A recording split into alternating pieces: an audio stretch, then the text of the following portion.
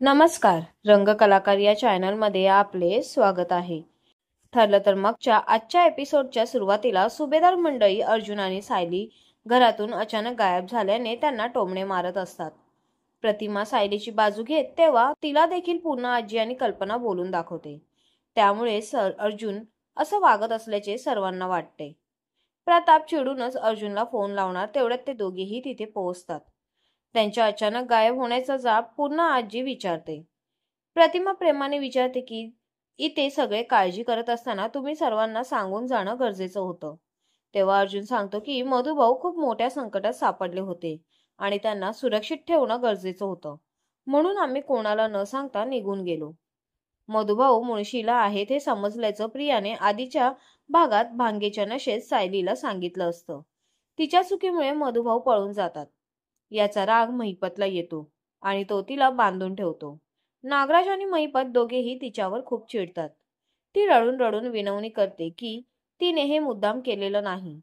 ती भांग कधी प्यायली हेच तिला समजलं नाही. तो तिला गोळीच घालणार असतो. दुसरीकडे अर्जुन सांगतो की काही दिवस मधुभाऊ तिथेच राहतील.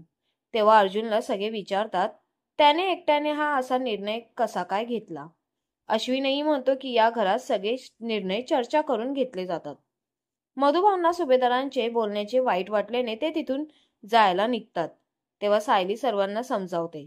घरात कोणी राहायचं कोणी नाही हे सर्वांनी मिळून ठरवायला हवं, पण आता परिस्थिती अशी आली आहे की मला मधुभाऊंना इथे आणावं लागलं. ती हात जोडून सर्वांना विनंती करते की काही दिवस मधुभाऊंना इथे राहू द्या. तिकडे महिपत विकृतपणे तो नागराजला मराठी गाणी लावायला सांगतो.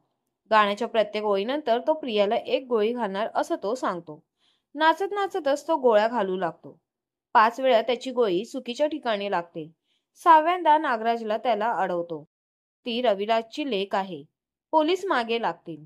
प्रकरण अंगाशी येईल असं सांगून नागराज त्याला अडवतो. मधुभाऊ सुटला याची नुकसान भरपाई तर करावी लागेल अशी धमकी देऊन तो निघून जातो. अर्जुन तिला हात जोडण्यापासून रोखतो आणि हे तिचंच घर असल्याचं सांगतो. तेव्हा कल्पना सुनावते की अर्जुनने त्याचा कायदा दाखवल्याने तिने अर्जुन सायलीला राहू दिलेला आहे. ती मधुभाऊंच्या इथे येण्यावर प्रश्नचिन्ह उपस्थित करते. मधुभाऊंच्या बाबतीत जे काही झाले तेही ऐकायला कोणी तयार नसतं. मधुभाऊही हात जोडून सर्वांची माफी मागतात.